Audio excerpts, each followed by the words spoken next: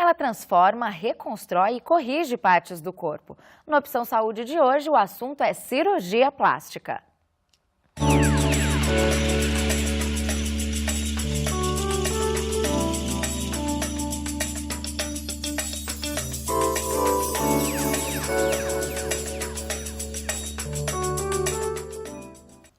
E para nos esclarecer sobre cirurgia plástica, recebemos aqui o cirurgião plástico João Francisco Gabrielli. Doutor João, obrigada pela sua presença aqui no Opção Saúde.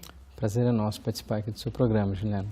Bom, doutor, quando a gente fala em cirurgia plástica, é normal a gente fazer uma distinção entre a cirurgia reparadora e a cirurgia estética. É isso mesmo? Bom, mais ou menos. Embora seja muito comum as pessoas fazerem essa distinção entre a cirurgia plástica, estética e reparadora, na verdade são coisas que andam juntas. A cirurgia reparadora muitas vezes está associada, às vezes, a um problema adquirido por conta de algum infortúnio, uma queimadura, um acidente. E a estética está mais associada àquela questão de melhorar partes do corpo que de repente a pessoa está descontente. Entretanto, na verdade, as coisas andam muito juntas, porque muitas vezes a queixa para o paciente é muito variado. Por exemplo, um paciente que tem um ferimento por um acidente no rosto, às vezes aquilo que seria uma reparação nem incomoda tanto quanto em outra situação o mesmo paciente tem um nariz que é um pouco adunco, um pouco mais projetado, grande. Isso, na verdade, nesse caso, essa seria uma cirurgia estética e essa uma reparadora. Mas aí vai dar do que incomoda mais o paciente. Então, o que pode proporcionar melhor autoestima, enfim, para ele se sentir melhor.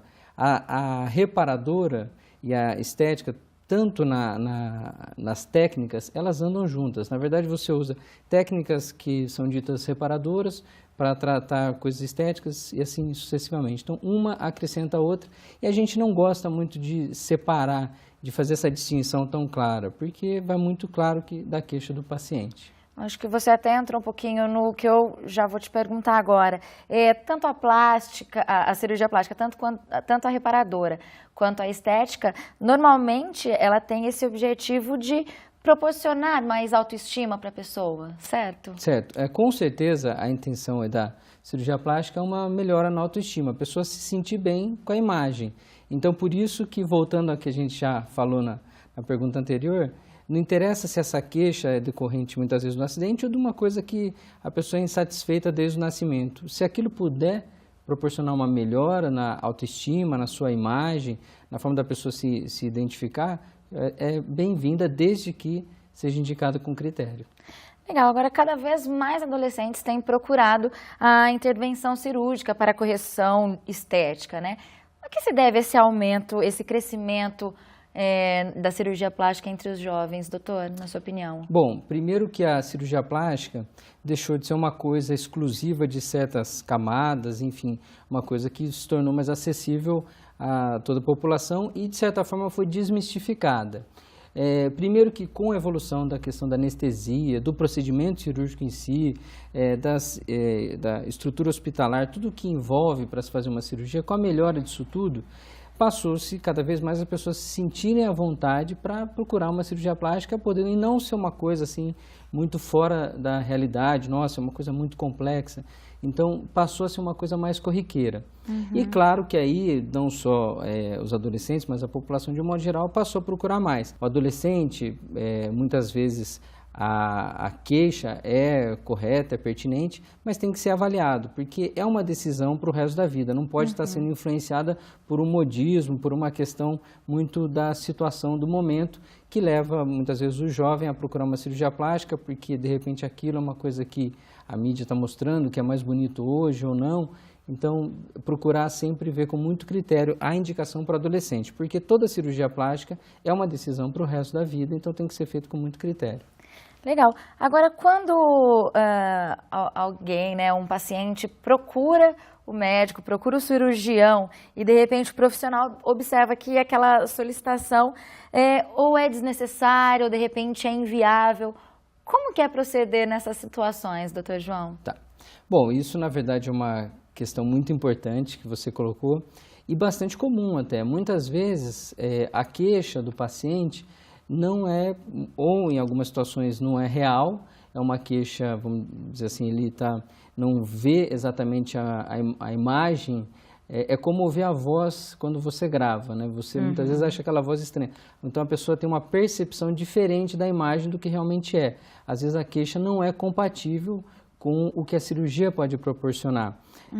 Então é fundamental essa discussão, e na verdade a cirurgia a gente diz que começa com a consulta, que é você avaliar e planejar e ver o que é a proposta cirúrgica, para ver se a técnica que está sendo indicada é adequada para aquele paciente e se aquilo vai proporcionar o que o paciente espera. Então, ver se a queixa do paciente é pertinente. Isso não é tão raro, na verdade é até relativamente comum, queixas que muitas vezes na nossa avaliação, na avaliação do cirurgião plástico, você acaba vendo que poderia ser, muitas vezes, por exemplo, uma questão que trataria com atividade física, dieta, ou, enfim, queixas que não são muito pertinentes, que não vão resolver com a cirurgia propriamente dita. Doutor João, e há uma restrição mínima ou máxima em relação à idade para o paciente poder se submeter a uma intervenção cirúrgica? Olha, isso depende muito da cirurgia que vai ser proposta. Porque, por exemplo, para um paciente que tem uma alteração na orelha, essa cirurgia pode ser feita aos 7 anos. Entretanto, uma cirurgia da mama já indica que seja feita por volta dos 15, 16 anos. Então, varia muito da queixa que o paciente tem. Então, não há uma idade assim, a partir de tantos anos pode-se fazer qualquer cirurgia plástica. Na verdade, tem que ser individualizada. Então, dependendo do que é a queixa do paciente, aí indicar a cirurgia de acordo com a idade. Mas, claro, a gente sempre a gente entende que a cirurgia deve ter uma participação do paciente. Lógico, numa situação de orelha de abano, como eu disse, por exemplo, é uma situação em que muitas vezes você faz mais precocemente, onde o paciente tem uma participação menor. Mas em outras situações a gente prefere que o paciente tenha uma participação junto com os seus familiares e mesmo não só adolescentes, mas adultos também, acho que é importante ter uma participação dos seus próximos aí para a decisão de uma cirurgia. A idade máxima? Não. Olha, idade máxima, hoje até é muito complicado a gente falar em idade máxima, porque as pessoas vivem muito bem, vivem com saúde, assim, com mais de 90, 100 anos, né? Então, a questão é sempre a condição clínica do paciente, mas os pacientes com acima de 60, 70 anos, claro que continua tendo a rotina de exames que é indicada para todos, mas às vezes a gente vai indicar algumas coisas, algumas avaliações além do habitual para a segurança na cirurgia. E quais partes do corpo as pessoas mais desejam melhorar com a cirurgia plástica, doutor? Bom, isso é uma pergunta que, generalizando assim, eu acho que ficaria mais claro a gente dizer assim, o homem, na verdade, procura muito mais, ele está mais preocupado com o rosto, a mulher mais preocupada com o corpo.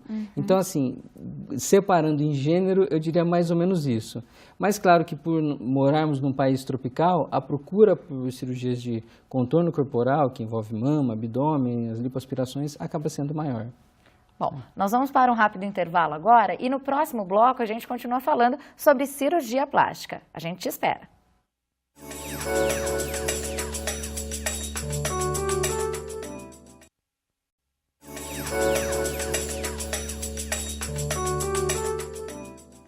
Estamos de volta com Opção Saúde e aqui com a gente está o cirurgião plástico, o Dr. João Francisco Gabrielli, falando sobre cirurgia plástica. Doutor João, a gente comentou já no último bloco que algumas pessoas se preocupam mais com o corpo, outras mais com o rosto. Agora, falando do rosto, no processo de envelhecimento, ele apresenta muitos sinais, né? Então, até para a gente entender um pouquinho mais, explica para a gente o que é o lifting facial. Tá. Lifting, primeiro que é uma palavra inglesa que significa levantamento. Ao contrário de que muitas pessoas pensam que é uma cirurgia de rejuvenescimento facial, não é essa a intenção. O lifting, a intenção é suavizar as marcas do tempo. O que acontece, como até a gente falou no outro bloco, as pessoas, não se usa mais o conceito de terceira idade, as pessoas vivem muito mais, vivem bem e com idades mas que seriam avançadas em outros tempos, hoje a pessoa vive com saúde e desfrutando, aproveitando a vida. O que acontece é que muitas vezes, embora a pessoa se sinta bem, o corpo está bem, está totalmente ativo, mas os sinais de envelhecimento no rosto acabam se manifestando, até pelo tipo de pele que é um pouco diferente do corpo, no rosto acaba aparecendo mais alguns sinais de envelhecimento. Então, o lifting é uma cirurgia que ela proporciona suavizar essas rugas que eventualmente aparecem com o tempo. É um procedimento cirúrgico, ou seja, uma intervenção cirúrgica, onde você reposiciona as estruturas da face. Não tem nada a ver com esticar a pele, puxar a pele, nada disso, que é um conceito que muitas pessoas às vezes pensam. Na verdade, é um reposicionamento das estruturas profundas da face e a pele simplesmente acomoda por cima, tirando esse excesso, as rugas, a flacidez que acabam aparecendo com o tempo. E por quanto tempo dura esse efeito, né, o resultado do lifting facial, doutor? O lifting, ele uma vez realizado, a gente costuma dizer que a melhor idade para se fazer é por volta dos 45 ou 55 anos. Isso para as mulheres, para os homens um pouquinho mais, porque a pele do homem para a mulher também é um pouco diferente. Mas nessa faixa etária você consegue uma mudança mais suave, uma mudança benéfica e que vai ter uma durabilidade maior. Mas a gente costuma dizer que o processo de envelhecimento continua e dali 10, 15 anos pode ser necessária uma nova intervenção. Tá? Então, assim, a pessoa que fez com uns 45, 50 vai fazer por volta dos 65, daí para frente, uma nova intervenção, se achar necessário. Não quer dizer que vai precisar. Na verdade, o processo continua, a gente só suavizou. E lembrando que muitas vezes se o paciente não tivesse feito a intervenção, provavelmente os sinais de envelhecimento estariam muito mais marcados posteriormente. Agora, ainda falando sobre envelhecimento, acho que um dos sinais que aparecem, né, que ficam bem claros também, são as pálpebras, né, que vão ficando um pouco mais flácidas e aí acaba dando ar de triste, de cansado para essa pessoa, né? A cirurgia plástica também pode ajudar nesses casos? Sim, as pálpebras, na verdade, é o que muitas vezes leva o paciente a procurar o cirurgião plástico. E muitas vezes ele nem sabe muito bem o que é um lifting, se existe, se é um procedimento cirúrgico, o que é. Mas a pálpebra, ele sabe que tem uma pele que está sobrando aqui em cima, a bolsa que está um pouquinho pesada embaixo. E isso deixa realmente ser cansado de uma noite mal dormida. E então é uma intervenção que também é muito procurada pelos homens, a cirurgia das pálpebras, e pelas mulheres também, claro, mas que muitas vezes é o que o paciente acaba identificando. É um sinal que se torna mais aparente, como eu te disse, por volta dos 50 anos, e que às vezes um pouco antes, um pouco depois, mas que muitas vezes nos leva o paciente a nos procurar.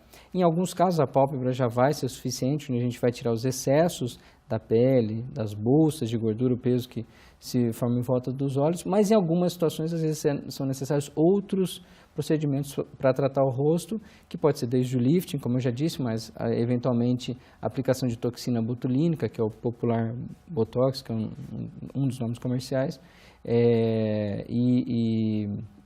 ou preenchimentos, enfim, alguns procedimentos que podem andar junto com os procedimentos para suavizar os sinais do tempo que podem aparecer no rosto.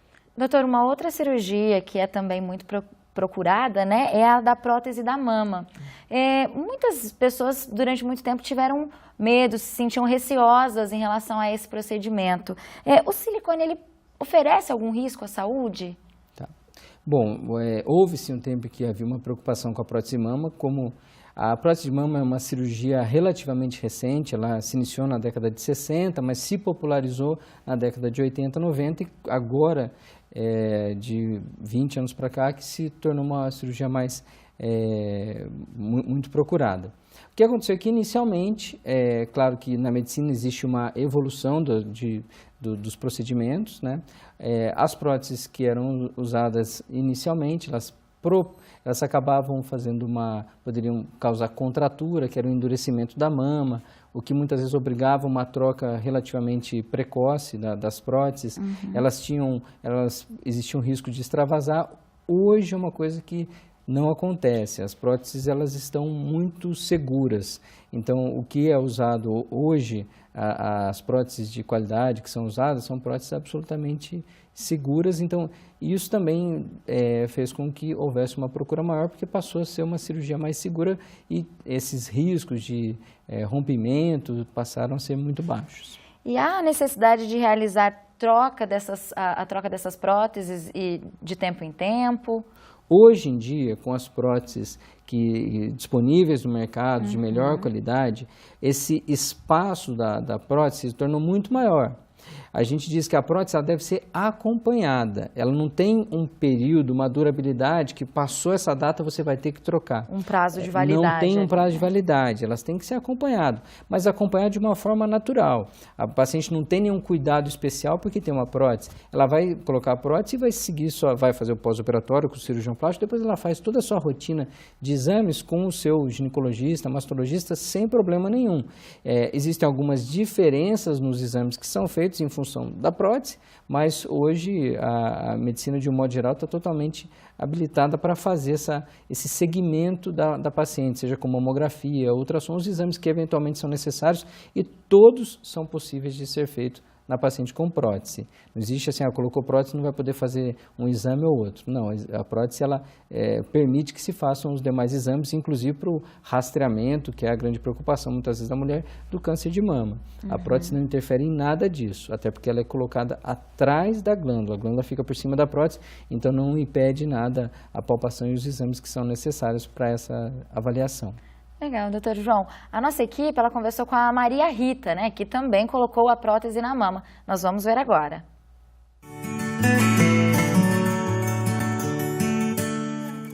Eu demorei anos, fiquei anos com essa história, faço, não faço. E aí a gente tem outras prioridades na vida, tem outros planos. E aí acho que agora esse momento foi o momento exato. Eu tinha certeza do que eu queria. Eu tinha certeza dessa realização, porque eu brinco até com as minhas amigas que é uma realização até de sonho. Falar, ai, que vontade de ter. E fiz. Mas a gente sempre fica com medo de anestesia, ou do pós-operatório não ser legal, ou de algum processo infeccioso. Mas assim, tudo isso passa a partir do momento que você entra em contato com o seu cirurgião, que você conversa com ele, que ele te dá essa segurança. Conversa com o pessoal da anestesia, aí a segurança é tudo. Você precisa se sentir seguro para ir tranquilo na cirurgia e também o pós-operatório ser um pós-operatório legal. O pós-operatório, assim, tem que ser muito assíduo. A pessoa tem que seguir a risca, porque eu acho que é uma das fases de grande importância. Porque assim, às vezes a pessoa fala, ai, não fiquei com uma cicatrização legal, não. Você vai buscar, ela não fez. O repouso, não pode dirigir tantos dias, não pode dirigir tantos dias, a gente tem que se programar para isso. Os ultrassons de mama, todos eu faço periodicamente, igual eu fazia anteriormente, 6 em 6 meses, checa como é que está, normal, tudo tranquilo. A satisfação de se sentir bem melhora tudo, melhora no trabalho, melhora na vida social, melhora na vida total. Hoje eu posso dizer que minha autoestima está 6 números maiores. Agora, doutor, uma preocupação que eu acho que muitas mulheres têm é em relação à amamentação. Depois de aumentar ou reduzir a mama, dá para amamentar normalmente? Tá. Vamos lá. A prótese de mama, por exemplo, é uma cirurgia relativamente simples.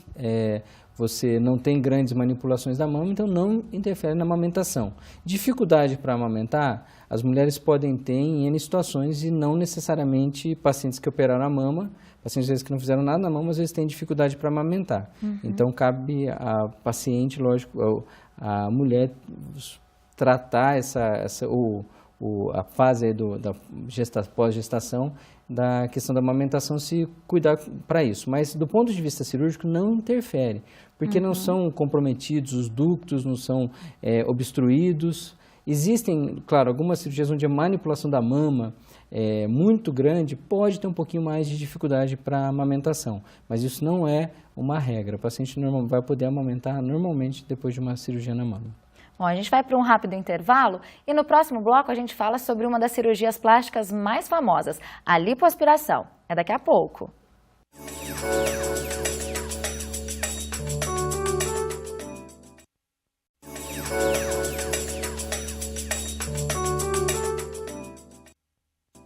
Voltamos com Opção Saúde e hoje estamos falando de cirurgia plástica. E aqui com a gente está o cirurgião plástico João Francisco Gabrielli. Doutor João, a lipoaspiração acho que é uma das cirurgias plásticas mais procuradas, né? Acho que muita gente no intuito de perder peso procura a lipoaspiração. Agora, a lipoaspiração reduz peso? Não, a lipoaspiração não está indicada como método emagrecedor, isso é bem importante que fique claro. A indicação da lipoaspiração é para melhorar o contorno corporal, tirar gorduras que estão localizadas em determinados pontos e não como um método emagrecedor. Na verdade, ela vem complementar, por exemplo, a atividade física, a dieta, cuidados com o corpo e, eventualmente, em determinados pontos que fica acumulada gordura, a lipoaspiração pode ser indicada.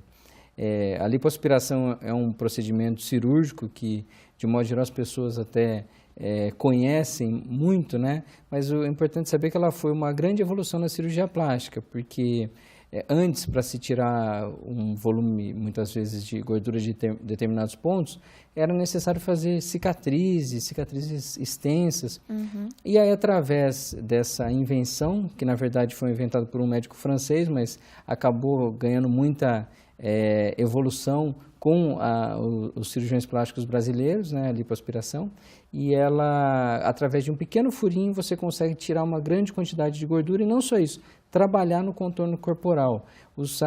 Funciona como realmente uma escultura, você tira a gordura de determinados pontos que estão em excesso através de uma pequena cicatriz. Então foi, do ponto de vista da cirurgia plástica, uma grande evolução para a especialidade. Que legal. Agora, a lipoaspiração ela pode ser feita em quais partes do corpo? Tá.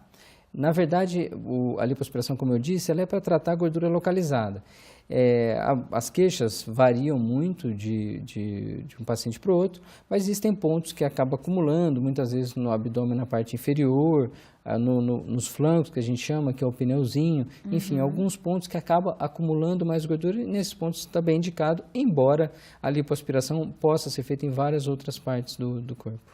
Legal, agora falando ainda de lipo, há também a mini lipo e a lipoescultura, né? O que elas diferem da lipoaspiração, doutor? Tá. Bom, na verdade tem muitas variações do mesmo tema, mas a lipoaspiração, que é a cirurgia básica, né, e é uma cirurgia, isso é importante também que fique claro, porque muitas vezes a pessoa fala, eu não quero fazer cirurgia, eu quero fazer uma lipo. Não, a lipoaspiração também é uma cirurgia e tem que ser, tomar, claro, todos os cuidados, como qualquer procedimento cirúrgico. Muitas vezes as pessoas diminuem a dimensão e falam, é só uma lipo. Não, é uma lipoaspiração. Existem algumas variações aí dentro do tema, né, vários nomes, que eu acho que não cabe a gente usar tudo isso, mas o que a gente costuma dizer é que a lipoaspiração, de um modo geral, é a famosa lipoescultura. A lipoescultura, na verdade, é você tirar a gordura de um ponto e reaplicar. Usar essa gordura que é retirada para, de repente, preencher alguns pontos, por exemplo, a região glútea ou depressões que eventualmente possa ter no corpo para melhorar o contorno corporal. Então, ela é uma cirurgia, é uma escultura, como eu já disse, onde você tira a gordura de determinados pontos que estão em excesso e coloca em outros que, de repente, pode para melhorar o contorno corporal. Mas a cirurgia é a lipoaspiração, enfim, tem algumas variações aí, mas a gente costuma falar e a lipoaspiração ou lipoescultura, essa é a técnica cirúrgica. Agora, a lipoaspiração, ela tem alguma contraindicação, doutor João? Bom, eu acho que a questão, como a gente já falou, a questão não é para ser indicada como método emagrecedor, eu acho que essa é a principal contraindicação. E, lógico, as condições clínicas do paciente são fundamentais para a indicação cirúrgica. Aliás, para qualquer indicação cirúrgica, eu acho que tem que levar em conta 3 pilares que são bastante importantes, que é a estrutura médica, a estrutura hospitalar e o paciente. São as 3 coisas que têm que estar em equilíbrio para a cirurgia ser um passeio, e é essa a ideia da cirurgia. Quando a gente diz a estrutura médica, o médico que seja credenciado pela Sociedade Brasileira de Cirurgia Plástica e que faça essa cirurgia, faça a cirurgia habitualmente, que seja um médico que as pessoas, você saiba que, quando for procurar, saber quem já operou, enfim. A estrutura médica, a estrutura hospitalar, desculpe, que é onde vai ser feito, a estrutura, o centro cirúrgico, onde vai ser realizada a cirurgia, se tem tudo que é necessário para o cuidado desse paciente no intraoperatório, e o paciente, que tem que estar com a indicação cirúrgica adequada, tanto do ponto de vista de a cirurgia ser adequada para ele, ou seja, ser pertinente, você vai fazer uma lipoaspiração, é o melhor indicado para ele, como as condições clínicas, condições de peso, como eu disse. Então, essas três coisas têm que estar em equilíbrio para a cirurgia ser bem sucedida. E doutor, pode ser realizadas duas correções, por exemplo, na mesma cirurgia? Bom, como a gente até falou da lipoaspiração, a lipoaspiração ela é muitas vezes um complemento. Por exemplo, o paciente faz a mamoplastia, faz uma lipoaspiração um pouquinho da lateral da mama, ou, por exemplo, faz a abdominoplastia, que é aquela cirurgia do abdômen, quando tem flacidez do abdômen, do músculo, e faz, às vezes, uma lipoaspiração da região lateral. Enfim, nesse caso, abdômen, a lipo pode ser uma cirurgia complementar de outra, mas existem situações onde são feitas cirurgias que a gente chama de combinada. Por exemplo, mama e abdômen, que é uma associação relativamente frequente. Bom, doutor, acho que sobre cirurgia plástica, até porque como são vários procedimentos, teriam várias dúvidas para a gente tirar. Então, eu já deixo aqui o convite para você retornar quando puder, para a gente continuar falando sobre esse assunto. Muito obrigada pela sua presença aqui em nosso programa, viu? Eu que agradeço, Juliana. Bom, e você aí de casa, lembrando que em nosso site pode conferir esse e todos os outros programas já exibidos na hora que quiser. Nós voltamos na próxima semana com mais uma Opção Saúde. Até lá!